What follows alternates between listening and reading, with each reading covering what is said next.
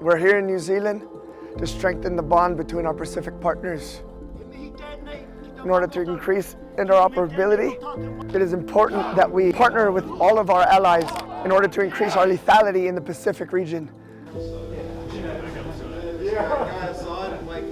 You know, the New Zealand Army and the U.S. Army have a long lineage of fighting together around the world. And this is an opportunity for us to continue that rich legacy.